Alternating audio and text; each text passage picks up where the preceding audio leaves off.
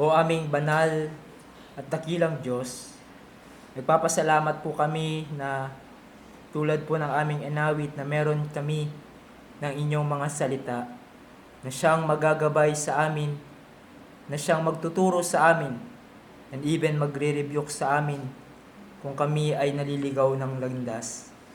Salamat po, Panginoon, sa kalayaan na meron kami sa mga oras na ito upang mapakinggan muli ang inyong matamis na mga salita. Tulungan niyo po kami sa aming pagbubulay-bulay ng inyong mga salita. Bigyan niyo po kami ng kalakasan, ng linaw ng isip, dahil marahil may panghihina ang aming mga katawan, merong physical limitations ang aming isip. We pray, Lord, that you would empower us to really receive your word with gladness, with delight in our hearts, at hindi lang ito basta tumagos sa aming mga tenga, bagkus ito ay aming namnamin na inyong salita na very precious to us. Help us, Father, as we listen to your word preach this afternoon. In Christ's name, Amen. Hayaan nyo magsimula ko by quoting yung sinabi ni Jeffrey Smith sa kanyang podcast, sa isang interview na kung saan siya ay present. Si Smith ay isang pastor ng Reformed Baptist Church in Florida at meron siyang book na ang title ay Preaching for Conversions. At ganito po yung sinabi niya, there's two kinds of church growth. One kind church growth is people from Christians leaving their churches and coming to your church because they are getting fed there. That's one kind of church growth. But there's universal church growth, and I mean by that, the universal church growing because sinners are actually being added to the Lord.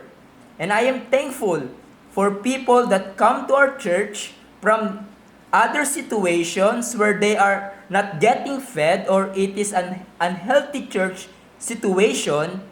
Praise God for that. But what I long to see more are people that are getting converted out of the world and brought into the church.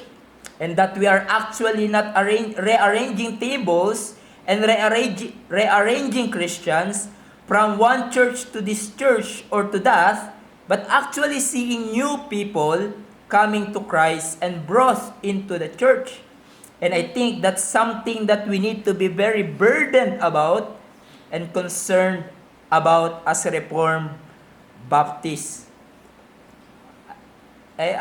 Ako personally ay sympathize sa concern dito ni Smith na purihin ng Panginoon kung ang isang church o ang ating iglesia ay lumalago sa bilang dahil merong mga believers na galing sa ibang church and for some reason nag-transfer sila sa membership ng ating iglesia and they are being spiritually nourished by our church. Mabuting bagay yon. But what I long for, at nawa kayo rin din mga kapatid, na makita natin sa ating iglesia, mga unbelievers na liligtas. Mga taong nasa tingin ng mundo ay wala nang saysay ang buhay. The men of the world ay natatransfer to the kingdom of Christ at nadadagdag sa bilang ng ating iglesia. Not just, katulad na sinabi ni Smith, rearranging Christians from one church to another, but actually seeing new people coming to Christ and being brought into the church. Now, kung tatanungin ko kayo mga kapatid, don't you want to see that sa ating iglesia? Dating mga lasinggero, dating hindi naniniwala sa Diyos, dating lubog sa kasalanan at nagmamatigas sa salita ng Diyos. Ngunit dahil sa ating pag-asik ng Ebanghelyo at tapat na pagtuturo, ay binago sila ng Panginoon. at sila ay naging member ng ating iglesia. Sila din ay nabaptize sa ating iglesia. Now, in light of that, at sa ating ginagawang effort to evangelize, sa ating mga Bible studies, at sa gospel tracts distribution na ginagawa natin every other month, ay nais kong muling tignan natin ang patungkol sa biblical evangelism. So kung maalala nyo, ay una nating tinignan kung ano ang ibig sabihin ng evangelism. At it is telling, it is proclaiming the good news of salvation in Christ Jesus, at yung kahalagaan nito, its necessity. Nakita din natin yung scope of evangelism, sino ba ang sakop ng ating pag-evangelize. At nakita natin na yung evangelism, it is for all people, it is including our enemies, evangelism is for all nations, at tinignan din natin at sinagot yung mga objections to our duty to evangelize, especially us, na naniniwala sa sovereignty of God in salvation. Ngayon ay titignan naman natin ang motivations for evangelism. Ano ba ang marapat na nag-uudyok sa atin ipahayag ang magandang balita ng kaligtasan ni Kristo Jesus? And again, I want to give credit sa book ni J.I. Packer sa Evangelism and the Sovereignty of God, kay Rob Ventura, Equipped to Evangelize, and other books, na nakatulong sa akin sa paghahanda sa pag-aaral natin na ito. So, ano ba ang dapat nagtutulak sa atin or nag-encourage sa atin to evangelize the lost sinners? First of all, concern for God's glory. Concern for God's glory. The glory of God should be the primary motive for our evangelism. Now, kapag sinabi natin glory of God or kaluwalhatian ng Diyos, ito ay tumutukoy sa kanyang di masukat na kadakilaan na nahahayag sa pagpapakita ng kanyang mga katangian. Yung value, yung weight, in fact, doon nakuha yung salitang sa Hebrew and the Greek language, yung weight, value, bigat ng perfection na matatagpuan sa kanyang sarili at sa kung paano niya ipinapakita ito sa kanyang mga nilikha. Si Herman Bavinck sa kanyang Reformed Dogmatics, sabi niya that the glory of God, of the Lord is the splendor and the brilliance that is inseparably associated with all of God's attributes and His self-revelation in nature and grace, the glorious form in which He everywhere appears to His creatures. So, yung glory ng Diyos, yung hindi masukat na kagandahan, kadakilaan ng Panginoon sa kanyang perfections and characters na namamalas sa kung sinong Diyos at sa kanyang nilikha. Dahil in fact, sinabi sa Psalm 19 verse 1, di ba? The heavens declare the glory of God, and the sky above proclaims His handiwork. So yung kaluwalhatian ng Diyos, it is the infinite beauty and greatness of God's manifold perfections and attributes na nakikita din sa kanyang nilikha. So given this definition of the glory of God, malinaw na sa atin kung bakit ito ang primary and fundamental motive for evangelism.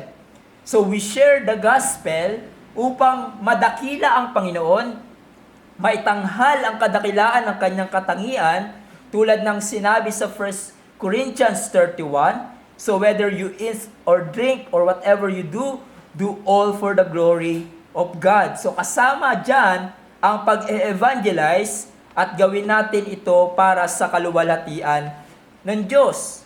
Moreover, kung ang mga makasalanan na binabahagian natin ng gospel ay maligtas, ito ay magre-resulta ng pagluluwalhati at pagdadakila ng katangian ng Diyos. To the praise of His glorious grace, tulad ng sinabi sa Ephesians 1:6, which He has blessed us in the beloved. So dito, palang makikita na natin na ang ating consuming passion in evangelism should be the glory of God be known among the people. So consider the example of our Lord Jesus Christ. Di ba? He's coming down on earth to save sinners, and doing His Father's will was motivated by the glory of His Father. Sinabi ni Jesus sa kanyang mga disciples in John 4:34, "My food is to do the will of Him who sent me and to accomplish His work." At yung sa John 17:3, di ba? Yung great high priest prayer ng ating Panginoong Yesus bago si Jesus ipako sa krus upang iligtas ang kanyang mga tao sa kasalanan, sa kasalanan through His death and on the cross. Sabi niya, "I glorified you on earth, having accomplished the work that you gave me to do. And now, Father, glorify me in your presence with glory that I had with you before the world existed." So clearly, makikita natin sa buhay at ministeryo ng ating Panginoong Yesus, ang nagmo-motivate sa Kanya to do His mission on earth was the glory of God, the glory of His Father. But also consider the life and the ministry of Apostle Paul. Now, yung famous verse na 1 Corinthians 10:31, yung binanggit natin kanina, whether you eat or drink, whatever you do, do all for the glory of God. Now, maaalala nyo ba yung mga sumunod na verses doon? Ano yung sinabi? Sinabi doon sa sumunod na verse, "Give no offense to the Jews or to the Greeks or to the church of God, just as I try to please everyone in everything that I do, not seeking my own advantage, but that of many they may be saved." So pinapakita sa atin dito yung motivation ni Pablo at ang kanyang goal sa ministry na pinagkaloob sa kanyang ng Diyos. His desire is for God to be glorified sa pamamagitan ng kanyang buhay at ng kanyang ministeryo ng pangangaral ng salita ng Diyos para marami pa ang maligtas. At si Thomas Schreiner, merong siyang comment about this sa verse na ito. Sinabi niya, "In every dimension of life, believers must live to the glory of God and honor of God. And living for the glory of God is closely tied to living for the benefit and salvation of others." So yung living for the glory of God at living and sharing the gospel to others para sila ay maligtas ay closely connected. And as we shall see, dahil we glorify God by obeying His commands and His revealed wills. At ang evangelism ay utos sa atin ng Panginoon. At kung tutuparin natin to faithfully, we glorify God. At para kay Pablo, ang kaluwalhatian ng Diyos, ang kanyang motivation, ang goal, kaya't nagsishare siya ng gospel at handa niyang harapin ang imprisonment, shipwreck, persecution, sufferings from evil men. Ginagawa niya ito upang maluwalhati ang Panginoon sa buhay ng mga makasalanan, maging ang mga churches. Upang ang kaluwalhatian ay maiukol tangi lamang sa Panginoon. As Paul said, praising God in Romans 11:36, "For from Him and through Him and to Him are all things, to God, to Him be the glory forever. Amen." So the motivation, the driving force, if you will, in Paul's ministry and life was the glory of God. But also consider an example from church history. Si William Carey, na tinatawag na father of modern mission. He did what he did for the glory of God, even though onti lang ang naliligtas sa kanyang early missionary work in India. Sabi niya, "I am very fruitless. I am very fruitless and almost useless. But the word and the attributes of God are my hope and my confidence and my joy, and I trust that His glorious designs will undoubtedly be answered." Isipin nyo, no, if si William Carey ay nakatuon lang sa bilang ng mga taong mananampalataya sa Panginoon, marahil una pa lang iniwan niya na ang missionary work. Or, di ba, kung makita mo, parang ang onti ng naliligtas o nakakakilala sa Panginoon, he would have changed yung kanyang message at method ng evangelism para maraming mahikayat na tao sa iglesia. Ngunit hindi niya yun ginawa. Patuloy siya sa gawain, nagtiyaga siya at blines ng Panginoon ang kanyang gawain sa India. In fact, he spent 41 years in India at maraming nangyaring magagandang bagay doon. Kasama na ang conversion of sinners in India, translation ng mga Bibles, at nagkaroon ng mga school. At tulad ng sinabi niya, ang kanyang encouragement and joy in doing this task ay nagmumula sa kaluwalhatian ng Diyos, sa kanyang katangian at kanyang salita. Now, kung ang primary motivation natin sa evangelism ay ang kaluwalhatian ng Diyos, His glory be known to all people, to the praise of His glorious grace, magbibigay ito ng encouragement sa atin. Hindi tayo matitinag, hindi tayo mawawalan ng pag-asa. Because the God we are serving, He is glorious and a great God. Pero kung yung motivation natin, di ba, sa mga ministry natin para lang masabing marami tayong Bible study, para masabi na marami tayong ginagawa, o para meron tayong ma-post sa social media na ganito karami yung ating ini-evangelize. You know, if that's our motivation, for sure titigil agad tayo. Dahil merong mga araw na madi-discourage ka sa mga tao na nangangaral ka ng salita ng Diyos. Maaring pumasok sa iyong kaisipan, di ba, na ang tagal-tagal na natin nagba-Bible study, taon na, wala pa ding bunga. Ang tagal-tagal na nating nagta-tract distribution, tapos makikita mo, itatapon lang yung tracts, or ginawang pangsiga, or dili kaya magkakaroon ka ng fear of man. In such times, we need more than just love for our neighbor.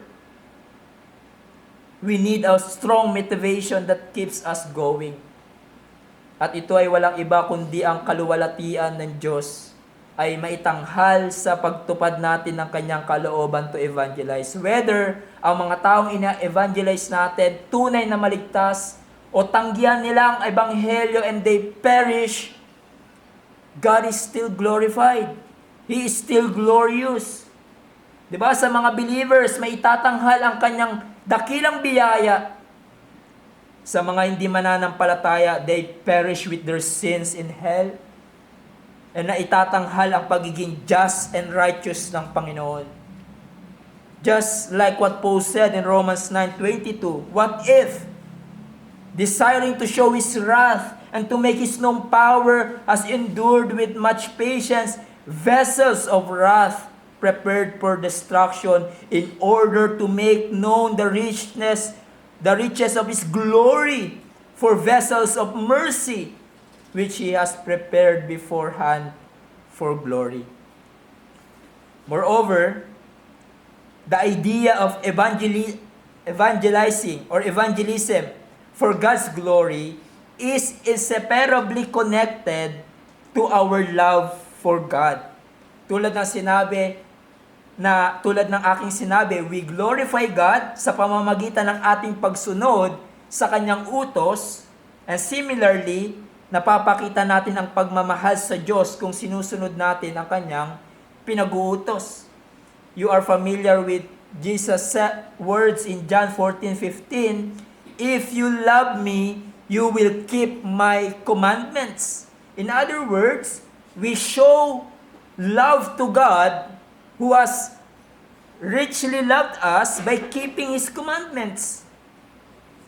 At isa sa mga paraan na pagpapakita na niluluwalhati natin ang Panginoon at minamahal natin Siya ay sa pamamagitan ng paggawa ng kalooban ng Diyos. At ang evangelism, ang pagpapahayag ng ebanghelyo ay gawain na pinapagawa ng ating Panginoon sa atin. Tulad nga ng sinasabi ko, Yung hindi lang ang evangelism para sa mga magpapastor or para sa pastor ng iglesia or para sa iilang member lang ng church. No, this task is for all of us. When we evangelize lost sinners, we are being obedient to God. And that obedience brings glory to His name. And so kung mahal mo ang Panginoon at concerned ka sa kaluwalhatian niya, we must obey His command to evangelize. Sabi ni J.I. Packer, we glorify God by evangelizing, not only because evangelizing is an act of obedience, but also because in evangelism, we tell the world what great things God has done for salvation of sinners. God is glorified when His mighty works of grace are made known. For Christian to talk to the unconverted about the Lord Jesus and His saving power is in itself honoring and glorifying God. So, kaya ang challenge sa atin, let the glory of Christ be your primary motivation for doing evangelism. May the desire to make His glory known to all people be our consuming passion. Marahil pamilyar kayo sa Heart Cry Organization. Diba na pinapangunahan ni Paul Washer, they are helping missionaries, churches all over the world, at madalas sinasama natin sila sa prayer meeting. At alam nyo ba kung ano yung Bible verse na sentro sa kanilang organization? Kung saan nakaangkla yung kanilang vision and mission? It's in Malakay 1:11. At ang sabi sa Malakay 1:11, for from the rising of the sun to its setting, my name will be great among the nations, and in every place incense will be offered to my name, and a pure offering, for my name will be great among the nations, says the Lord of hosts. And so, may it be true to all of us, to our church, na maging concern din natin ay madakila ang Panginoon, ang Ebanghelyo ni Jesus sa mga makasalanan na dinadala niya sa ating buhay at iglesia. Sa inyong mga anak na hindi pa mga believer, sa inyong mga kaibigan, mga mahal sa buhay, mga visitors na dinadala sa atin ng Panginoon. Kaya magtulungan tayo mga kapatid sa abot ng ating makakaya kung papaano natin maipapakalat ang Ebanghelyo ni Kristo sa ating mga karatig lugar. Paano tayo mas lalakas sa task na ito? Now, hindi ko sinasabi na wala na tayong ibang gagawin kundi mag-evangelize. But isa ito. Nakikita mo ba na isa ito sa kalooban ng Diyos sa ating buhay bilang iglesia? And when we neglect evangelism, we don't glorify God. And that leads us sa isa pang motivation pagdating sa evangelism na makikita natin sa Scripture. So, yung glory of God, that's primary sa ating pag-evangelize.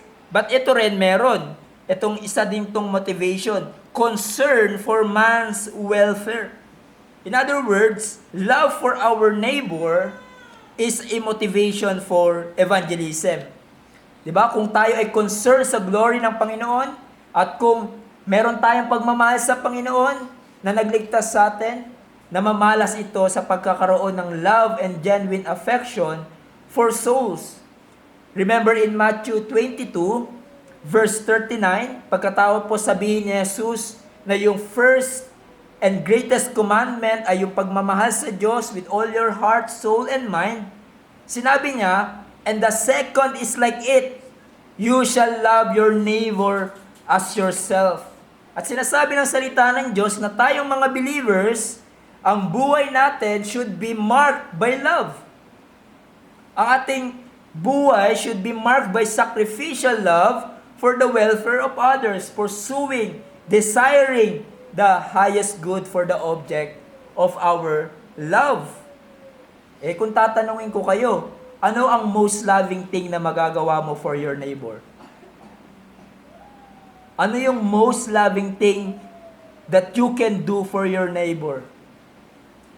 And the answer is to tell them about Jesus Christ.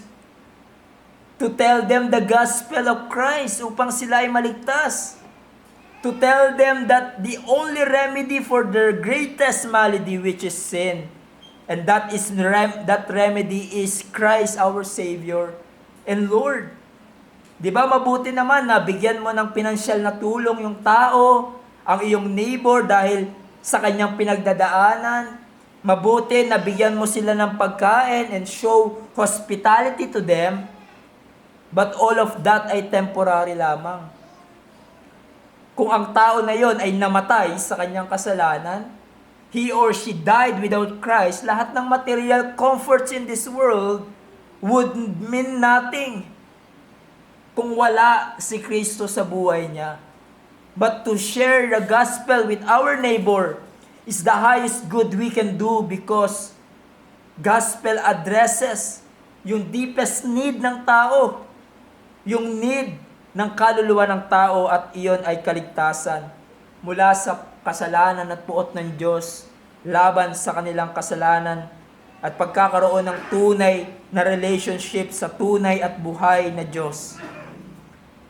Very succinctly, sabi ng isang writer, love gives what is best and Christ is what is best for everyone. Love gives what is best, and Christ is what is best for everyone.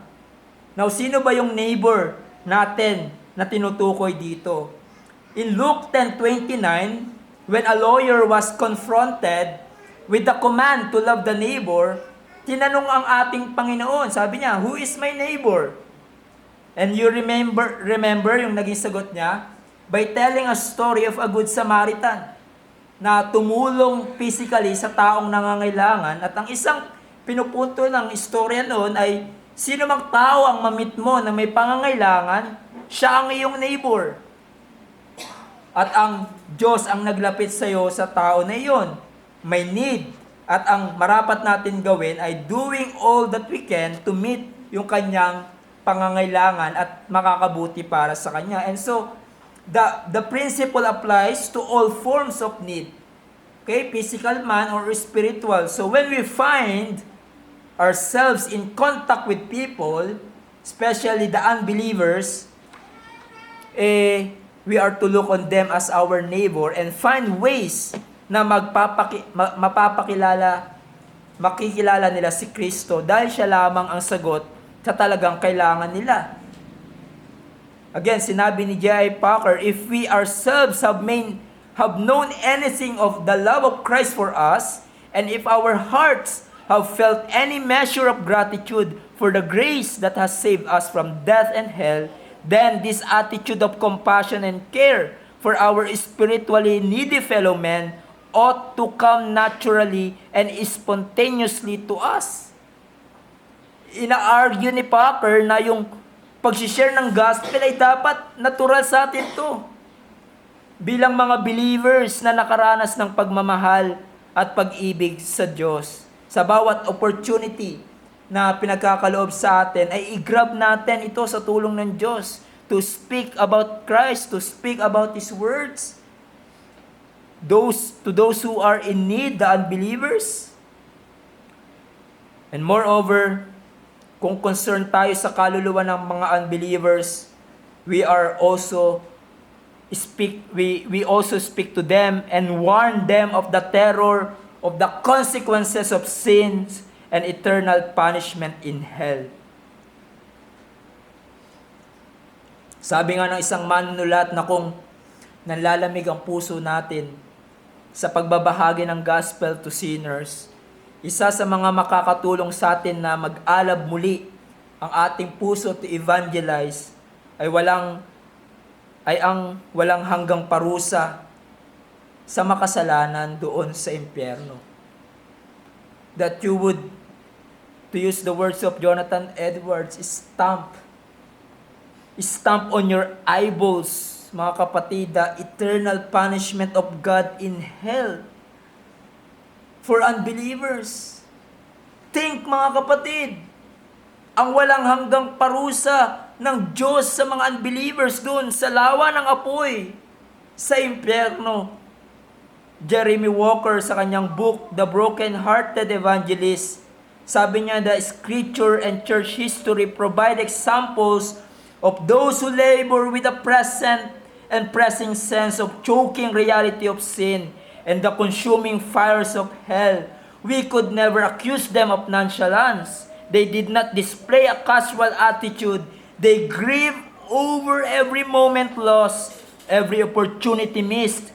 They labored with urgency of eternity near at hand, pressing upon their souls. At nagbigay siya ng mga great men in the past, kung paano sila nagsisigasig sa pag-share ng gospel, umiiyak sa panalangin over the souls of unbelievers. Kilala nyo si Richard Baxter, isang Puritan. Minsan niyang tinanong ang isang preacher, at ang tanong niya sa young preacher na ito ano yung preach mo ngayon? At sabi ng young preacher na ito, I preach about hell. At alam niyo ang naging tugon ni Richard Baxter? Are there tears in your eyes? Are there tears in your eyes?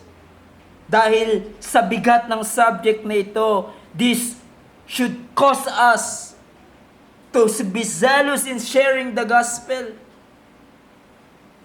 Anong gagawin mo kung ang iyong anak o mahal mo sa buhay na kumaripas ng takbo, papunta sa malapit sa bangin, hindi niya alam na bangin pala ang kanyang pupuntahan? I bet you for sure, lahat ng lakas mo, lahat ng boses mo ay gagamitin mo and say, stop! Huwag kang pumunta sa direksyon na yan. For sure, hindi ka tatahimik lamang. Mga kapatid, spiritually speaking, ang lahat ng mga hindi mananampalataya patungo sa bangin ng kamatayan, papunta sa impyerno. At kung tunay ka nagmamahal sa iyong unbelieving neighbor, your unbelieving loved ones, you will boldly speak patungkol sa parusa ng Diyos laban sa kasalanan, and you boldly speak the only remedy, the only Savior that can save them. And this terror of God's judgment in hell caused the apostles and many believers in the past to speak the gospel with boldness and sincerity. And this is why Apostle Paul could say in 2 Corinthians 5:11, knowing the fear of the Lord, we persuade others. Pero pastor, paano kung palagi lang tinatapon yung gospel tracts na binabigay ko? Hinahagis lang pabalik sa akin. Paano kung usigin ako? Paano kung sinasabi lagi sa akin ng anak ko, Ma'am, Dad, narinig ko na yan. Paano kung pagtawanan ako, hindi na ako pansinin ng mga ka-workmate ko, ipahiya ako at makaranas ako ng discomfort. Mga kapatid, so be it. Continue to speak to them the gospel of Christ. Yung little discomfort na nararanasan natin sa pag-share ng gospel ay hindi yun maikukumpara sa pasakit na sasapitin ng mga unbelievers sa impyerno kung hindi sila maniwala sa gospel na ating pinapahayag. And so, sige lang, magpatuloy pa din tayo kahit negative ang reaction sa ating pag-share. Diba? Hindi pa nga tayo katulad ng mga nasa ibang bansa na talagang pag nagsalita ka patungkol kay Jesus, kukulungin ka or pwede kang bantaan ng kamatayan. Hindi na nga bago ito dahil yung mga nauna sa atin, mga apostles at mismong ating Panginoong Jesus ay inusig sa pangangaral nila ng salita ng Diyos. You know what? Minsan, hindi naman talaga tayo natatakot mag-share ng gospel dahil natatakot tayong hindi pakinggan. Rather, hindi tayo nag-share ng gospel or natatakot tayo because of discomfort. Masasayang lang laway natin. Yung oras natin masasayang, minsan yung reputation natin, or mawalan tayo ng kaibigan. Pero bakit ka mahihiya? At matatakot sa mga tao kung ang gospel is the power of God unto salvation, and if it is the only message that can save lost sinners from eternal damnation in hell. And so let us keep sharing, let's keep telling the good news of salvation. At humingi tayo ng tulong sa Diyos sa panalangin na once na buksan ng Diyos ang opportunity para sa iyo to share the gospel to your friends, to your loved ones. Ask that you would not be ashamed of the gospel. Huwag kang magsawa at manghina na sabihin sa kanila ang tanging lunas para sila ay maligtas. And so let us be consumed with these two motivations as we evangelize. The concern for God's glory and the concern for man's welfare. Concern for the good of their souls. And when these two motivation ay malakas sa ating buhay, we can overcome any obstacles na maaari nating harapin in evangelizing sinners. So kung merong maligtas sa ating pag-share ng gospel, sa Diyos ang papuri dahil salvation belongs to God. Pero kung wala ang unbelievers na ating sinasharan ay namatay at hindi nagtiwala kay Jesus, dahil sa patuloy nating pag-share sa kanila, hindi nila masasabi na hindi sila winarningan. Hindi natin sila pinanalangin at hindi natin sila sinasabihan na magandang balita ni Kristo Jesus. Kaya't kayo na mga unbelievers na narito, you always hear the gospel every Sunday from this pulpit. Because that's our primary concern. That you will be saved.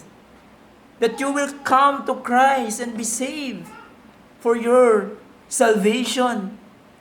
At sana nga ang patuloy naming pinapanalangin.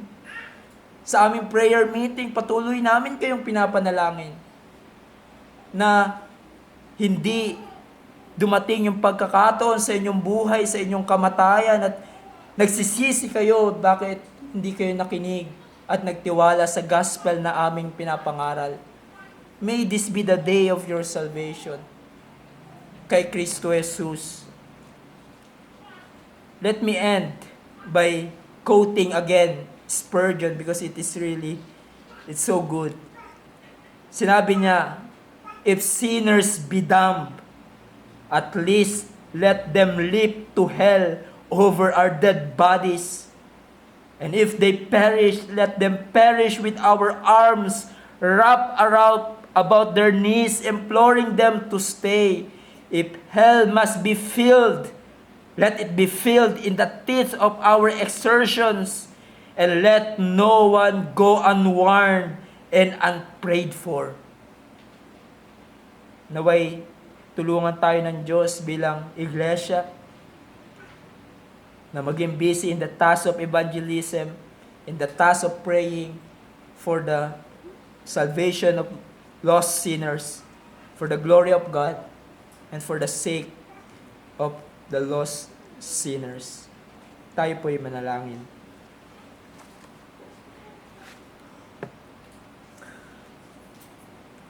O aming dakilang Diyos, nagpapasalamat po kami muli sa munting paalala na ito patungkol sa evangelism. Let our church, Panginoon,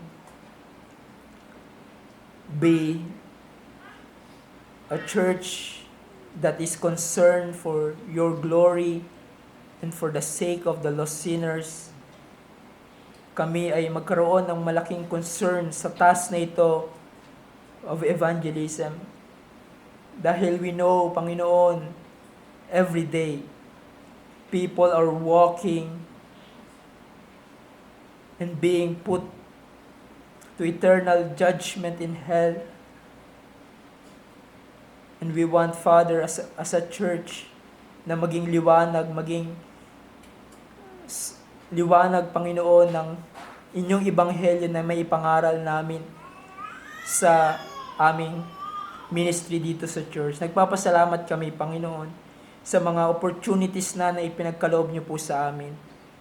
Sa Bible study, sa mga bata, sa aming gospel tract distribution. At kung loobin niyo, Panginoon, ay magdagdag pa kayo ng mga open doors for Bible studies. The harvest is plentiful. And yet, Lord, we also ask for the God of the harvest to send laborers in the field. May you raise in our church men and women willing to go out and teach and preach the gospel to the young ones and to the old. May you help us, Father, to think as a church how we can more propagate the gospel that you have given to us. We pray that through our church, many unbelievers will be saved. Many lost sinners will be saved. At alam namin, Panginoon, na ito ay sa inyong biyaya. Umaasa lamang kami sa inyong biyaya. And yet, Lord, we are confident dahil sinabi mo sa inyong salita that there is a means that you ordain upang tawagin ang mga makasalanan, and that is telling them the gospel. And so, help us if you have given us the opportunity, help us not to be ashamed of the gospel.